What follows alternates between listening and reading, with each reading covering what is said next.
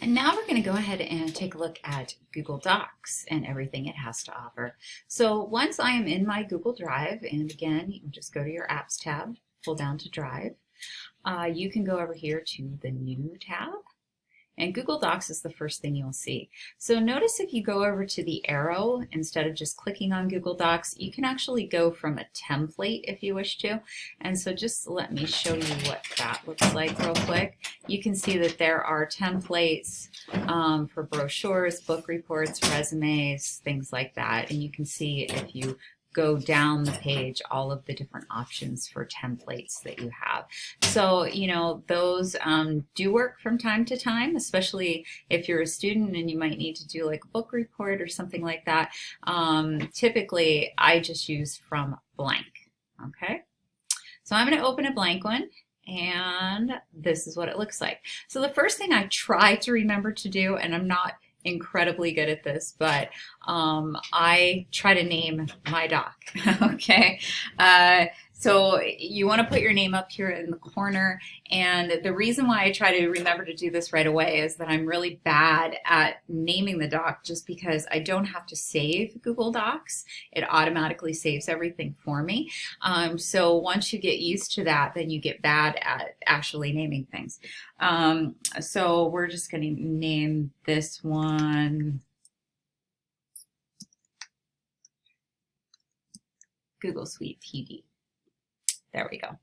So you will notice in Docs some familiar tools that you probably see something similar within Microsoft Word. I want you to know right away that you can take something that is in Microsoft Word and format it as a Google Doc, and you can also take something that you created as a Google Doc and push it out into Microsoft Word. Okay, so if I were to do the first thing, what I could do is go New and do File Upload, and then if something comes in here as a Microsoft Word document, if I have that setting checked that will auto transition them over to Google Docs, then I'm going to be able to open that as a Google Doc immediately. If I don't have that setting checked, all I have to do is right click on the document and say Open with Google Docs. Okay, so it's really that easy to transition it over to Google Docs. If you want to transition it back, let's take a look at the one we're working with. All you would do is go File, Download, and there's your Microsoft Word option. You also have some other options here as well. So just know that Google Docs is pretty much the equivalent of Microsoft Word, okay? Now, some other features that I think I want to point out right away. One of the most useful features for students in Google Docs, and for me, because I have to write, and writing is not my favorite thing, is the voice typing feature. So if you go to the Tools menu, you'll see there's lots of different tools that live in here, but voice typing is my favorite. You have to click to speak, and you have to allow your microphone to have access.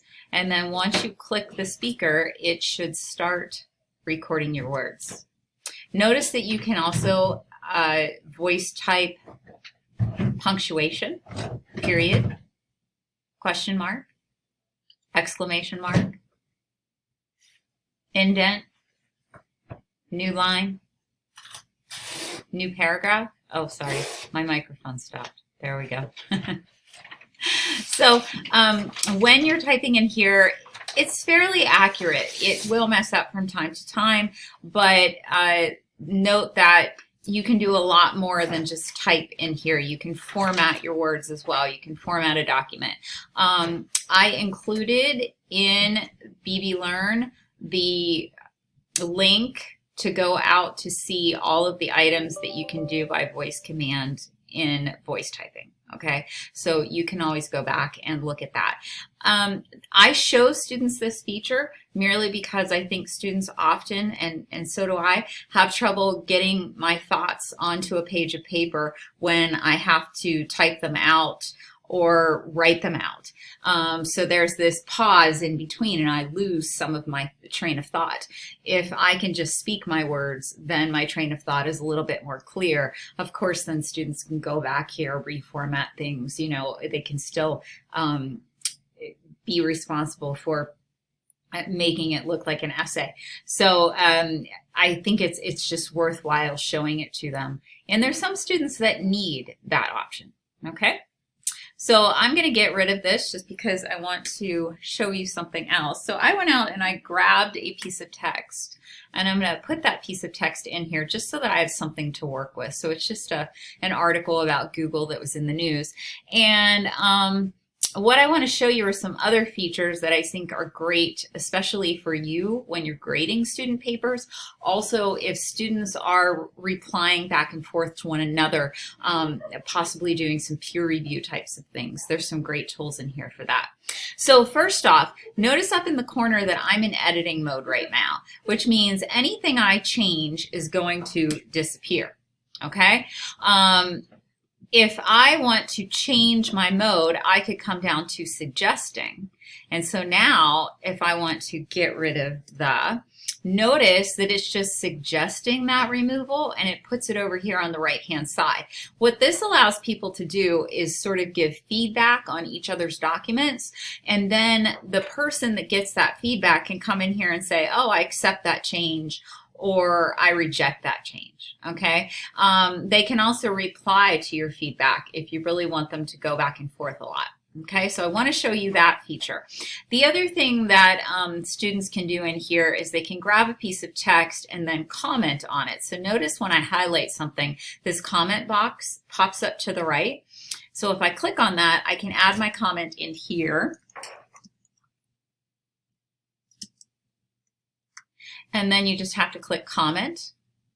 And notice that the student then that is getting this comment can click on it and reply to me, so we can actually have a conversation going on back and forth here, or I can just resolve that comment and you know, say get it.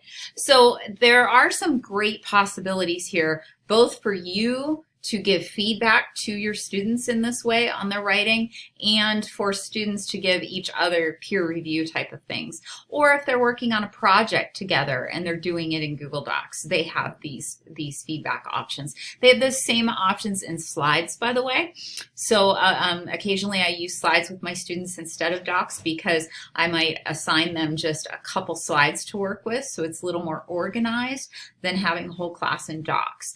Another thing that I do with Google Docs quite a bit is I will put an essay in docs and have them read through it and comment on it in here so that they can see each other's annotations, and therefore they're all kind of doing a deep reading together. So those are just some options that you have for usage of docs. The other things I want to show you that are hiding in here, under the File menu, if you ever need to change your page setup, so maybe you want landscape instead of portrait and you need to change the margins, that's going to be under the File menu. You can also make a copy of a Google document. So lots of times people will give you a template to use, and it's read-only. So if anybody ever gives you a read-only Google Doc, just make a copy of it for yourself, and then you've got your own copy. You don't have to mess with theirs. So a lot of times if I have something I want to share with students, I'll do it as a read-only, and then they all have to make a copy in order to utilize it. Okay, so there's some different ways too. You can use things here. Notice in Google Docs there is a version history. Okay, so you never lose track of what students did and when they did it, and you can show students this so that they know you kind of have power over what's happening within their documents. I can go to see version history and I can see when somebody has worked on this. Okay, and you can even go to a more detailed version history, but at any time I can say, oh, I want to return to this version. Okay, so, and I would say up here, I can restore the version. So note that you've got access to this all the time. So there's never an occasion where a student accidentally deletes something within a Google Doc and it can't be recovered, because if you're the owner of that document, you can go in and you can recover it through the version history. You can also show your students how to do that. Okay, so there's lots of power to that piece of just making sure that students are aware of what Google Docs has to offer, and that so are you as faculty. Okay, when I want to get out of the revision history, I can go back through here and just do the back button. Okay, so the other things that I think I want to show you, I'm going to go back to editing mode over here, the share menu. So anytime you share a Google Doc, especially if you're sharing them with somebody outside of your school, you probably want to do it through a link. So you're going to click Get Shareable Link, and then note here that you can give them specific access. Okay, so maybe you only want to give specific people access, and so you're turning off the link and you're emailing them directly to their Google account so that they have access, because if you give it to them through a different email, they're still not going to have access, okay? But if you email them a link, you can give them access that way. So you have the option to give them an editing link, a commenting link, or a just being able to view link. So whichever one of those you choose, say I choose view, then I can copy that link and paste it wherever I want to. Okay, so easy access for people. Also down here, when I add people by their email address, I can come here and give them those same 3 options. So whatever you want to do there, you can also go into your advanced menu and you can see anybody that you've given access to.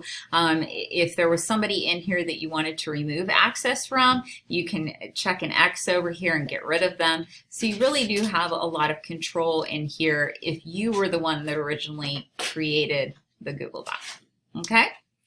Also note that your comment history lives up here in the right, so I can click on that to see the comment history. The other thing that I will show you is down here in the corner to the right, and you can't see it because it's under my picture, there's a box that says Explore. And if you click the Explore box, you will see some things related to what's over here on the left.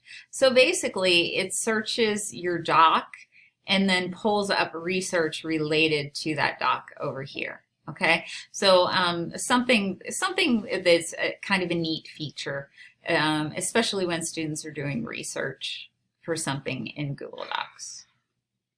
Everything else is going to work very similarly to the way Word does. Things might be located in a slightly different fashion, but you will see, you know, formatting tools. Notice in the tools section, you also have access to translate documents. You can translate them into several different languages. So I have students that use this feature who might not speak English as a first language. And so it makes life a little bit easier for them when they're trying to read text. And there is also a section called add-ons that I will mention.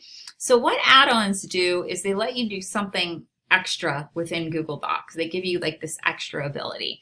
So if you want to get add-ons, you would go get add-ons, and you can go out here and a menu will pop up of add-ons and you can actually search them. So if I go here, notice that there are business tools, there are productivity tools, there are things for education, and so on. So if I want to look at teacher and admin tools, for instance, you'll see that I have Doc2Form, Kazina, grade reports, and so on.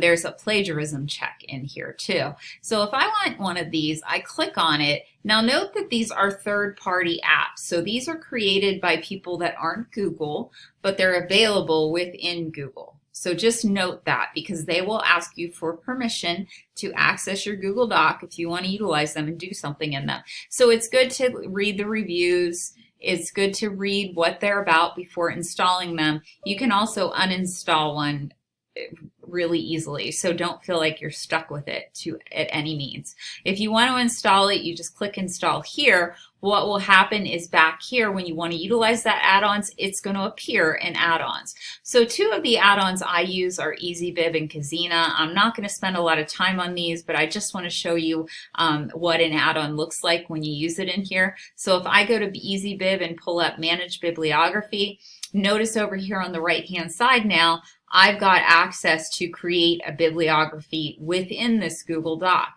And then when I'm done with that bibliography, I can click Add Bibliography to Document. It's going to put a works cited at the bottom of the page for me automatically. Okay, it's not going to do in-text citations or anything like that. Your students would still have to do that if they're doing an official essay. Note too here that it is auto set to MLA style, but if you ever need to use it for APA or Chicago, you can change it right here.